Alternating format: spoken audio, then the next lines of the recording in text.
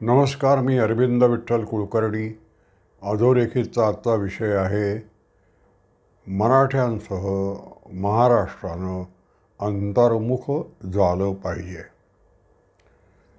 मित्रहो, मराठा जातीला नोकऱ्यांमध्ये, सरकारी नोकऱ्यांमध्ये आणि शिक्षण व्यवस्थेमध्ये आरक्षण हवं आहे आणि त्यासाठी जे आंदोलन सुरू झालं आहे ते आता अटीतटीला पोचलं आहे. जाळपोळ सुरू झाली आहे. लोकप्रतिनिधींच्या घराला आगी लावण्यात येत आहेत. वाहनं जाळण्यात येत आहेत. या आंदोलनावर बोलण्यापूर्वी आपण एकंदर देशातलं वातावरण कसं आहे ते पाहू.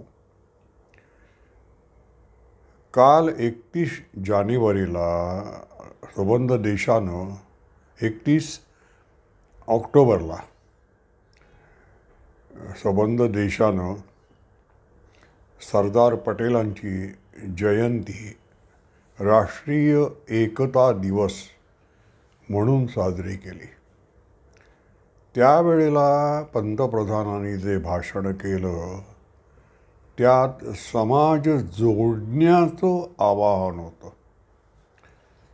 त्या दृष्टीनं त्यांनी मेरी माटी मेरा देश हे जे आंदोलन सुरू केलं आहे, प्रत्येक गावातून माती गोळा करून ती दिल्लीमध्ये एका स्मारकामध्ये त्याचं रूपांतर केलं जाणार आहे आणि आझादी का अमृत महोत्सव हे जे अभियान 1000 वर्ष चाललं त्याचाही समारोप काल झाला. त्या संपूर्ण समाज, त्यातून एक एकसंध समाज, एक जीव एक रस समाज निर्माण व्हावा यासाठी पंतप्रधान, केंद्रीय मंत्रिमंडळ, अनेक सामाजिक संस्था आज जोरात प्रयत्न करत आहेत. हे मराठा जातीचं आरक्षणाचं आंदोलन जे आहे हे या समाज जोडण्याच्या प्रक्रियेला, चळवळीला पूरक असं ठरलं पाहिजे.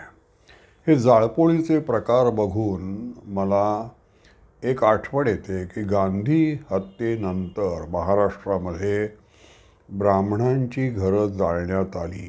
त्यानंतर काही वर्षांनी आम्ही गांधी प्रेमापोटी ब्राह्मणांची घरं जाळली नाहीत, तर आमच्या मनात जो ब्राह्मण द्वेष भरवण्यात आला होता बुद्धिपुरस्सर, त्याचा परिणाम म्हणून ब्राह्मणांची घरं जाळण्यात आली अशी स्पष्टोक्ती, स्वीकारोक्ती मराठा समाजातल्या काही लोकांनी दिली आणि ती पत्र महाराष्ट्र हिंदू महासभेचा इतिहास आणि मामाराव दात्यांनी लिहिलेलं जे पुस्तक आहे त्यात छापली गेलेली आहेत. मला असं वाटतं की हे आंदोलन जे आहे, समजा अगदी आरक्षण दिलं त्यांना जसं हवं आहे तसं, आरक्षण सरसकट सगळ्या मराठा समाजाला, तो कुणबी उपजातीचा समाज आहे असं समजून आरक्षण दिलं तरीसुद्धा त्याचे परिणाम काय होणार आहेत याचा आपण आत्तापासून विचार करायला पाहिजे. आणि कोणत्याही प्रकारे समाजात विघटनाची बीजं पेरली जाणार नाहीत याची काळजी आपण घेतली पाहिजे. माझ्या माहितीप्रमाणे पुण्याची गोखले राज्यशास्त्र आणि अर्थशास्त्र संस्था आणि या विषयात टाटाच्या ज्या संस्था काम करत आहेत त्यांना मराठा जातीला आरक्षण देण्याच्या संदर्भात एक सर्वेक्षण करण्याचा आदेश महाराष्ट्र सरकारनं दिला आहे. माझं म्हणणं असं आहे की या दोन्ही संस्था अतिशय योग्य आहेत, पण मला आणखी एक सूचना करायची आहे की मराठा समाजातल्या विचारवंतांनी, शिक्षणतज्ज्ञांनी, उद्योगपतींनी एकत्र येऊन एक समिती स्थापन केली पाहिजे आणि त्यांनी मराठा समाज मागास का राहिला आणि त्याची उन्नत अवस्था कधी प्राप्त होईल, कशी प्राप्त होईल, कोणत्या संधी त्यांना उपलब्ध करून द्याव्या लागतील याविषयी एक मोठ्या प्रमाणावर सर्वेक्षण होण्याची अत्यंत आवश्यकता आहे.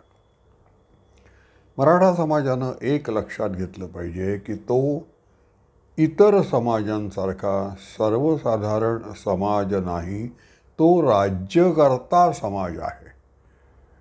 इतिहास काळातसुद्धा मराठ्यांनी राज्य केलं आहे महाराष्ट्रावर, आणि महाराष्ट्र राज्य स्थापन झाल्यानंतरसुद्धा प्रामुख्यानं मराठा समाजानंच, तो 37-38% आहे महाराष्ट्राच्या लोकसंख्येमध्ये, पण राज्य त्यांनीच केलेलं आहे.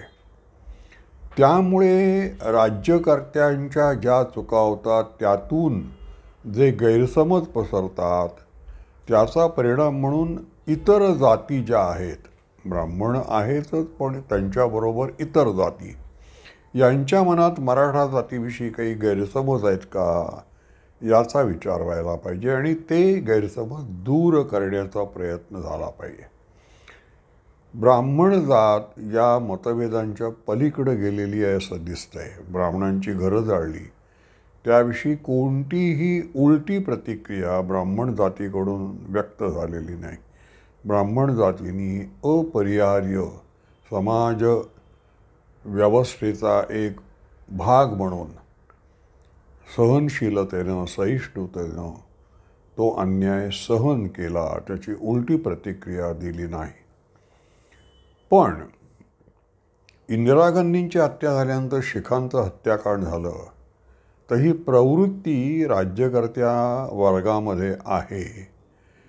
त्या प्रवृत्तीचा उगम होऊन इतर जाती ज्या आहेत, ओबीसी आपण ज्यांना म्हणतो, ते दुखावले गेलेत का, आणि मग मराठा समाजाला आरक्षण दिलं तर त्यामुळे समाज जोडला जाईल की समाजामध्ये आणखीन काही फाटाफूट होईल याचाही विचार व्हायला पाहिजे.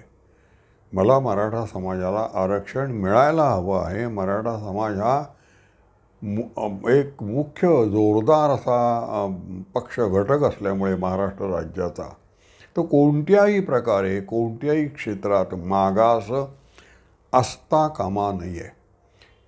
तर हे जे मराठा समाजानं एक सर्वेक्षण करायला पाहिजे असं मला वाटतं. त्याच्यामध्ये अनेक मुद्दे घेता येतील. मुख्य म्हणजे आपली जी शिक्षण व्यवस्था आहे, भारताची आणि महाराष्ट्राची शिक्षण व्यवस्था, ती व्यवसायानुरूप रोजगार निर्माण करण्यामध्ये आणि ग्रामीण भागात विशेषतः रोजगार निर्माण करण्यामध्ये अयशस्वी ठरले का. या शिक्षण व्यवस्थेचा उद्देश कारकून निर्माण करणं हा आहे की स्वावलंबी माणसं, उद्योजक माणसं, उद्यमशील माणसं, ग्रामीण आत्मनिर्भर, ग्रामीण अर्थव्यवस्था सुदृढ करणारी आत्मनिर्भर माणसं निर्माण करणं हा शिक्षण व्यवस्थेचा उद्देश आहे. याचा विचार या निमित्तानं व्हायला हवा आहे.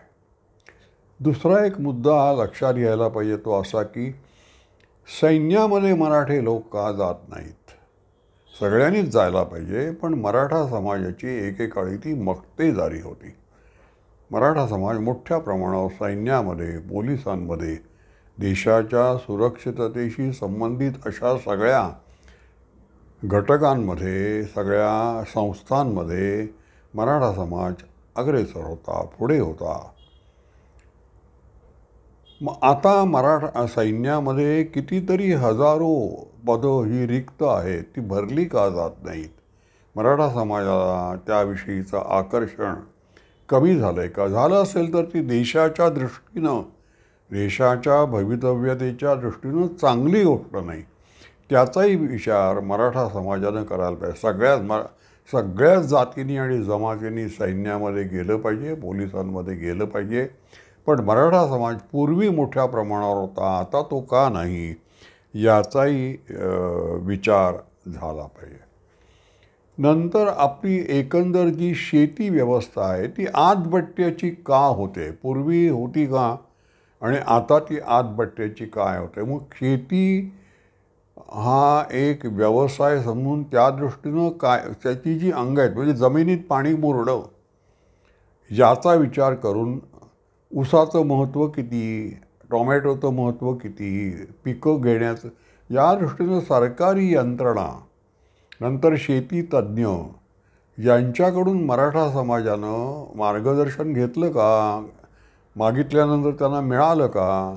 आणि या दृष्टीनं मराठा समाजाचा जसा सैन्याशी संबंध आहे तसा तो शेतीशी पण संबंध आहे.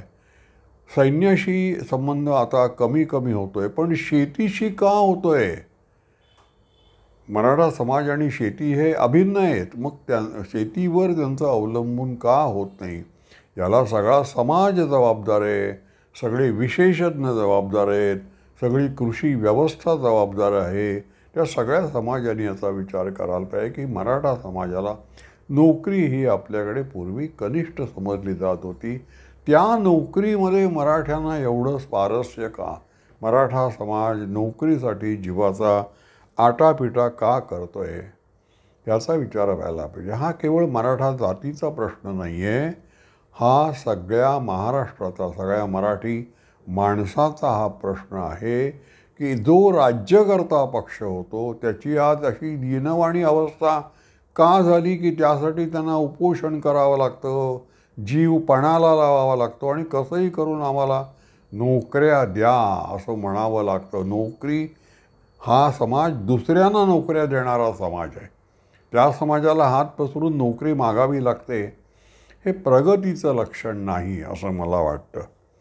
मुख्य मुद्दा असा आहे की आपल्याला एकसंध समाज, एकरस समाज, एक जिन्सी समाज आणि महाराष्ट्राचं भवितव्य उज्ज्वल करणारा समाज निर्माण करायचा आहे. त्या दृष्टीनं सगळ्यांनीच मराठा जातीच्या आरक्षणाच्या आंदोलनाकडे बघायला पाहिजे आणि जाळपोळीच्या मार्गानं न जाता सुसंवादाच्या मार्गानं कुणीही एक जात, कुणीही एक व्यक्ती, कुणीही एक पक्ष मराठा जातीच्या मागासपणाला जबाबदार नाही, हे आपण लक्षात घेतलं पाहिजे. संपूर्ण व्यवस्था कुठेतरी त्या व्यवस्थेत बिघाड झालेला आहे आणि म्हणून मराठा समाजाला नोकरीसाठी हात पसरावे लागत आहेत. हा अंतर्मुख होण्याचा, सगळ्या मराठी माणसाने अंतर्मुख होण्याचा विषय आहे असं मला वाटतं. हे भान ठेवून आपण या प्रश्नाकडे बघितलं पाहिजे.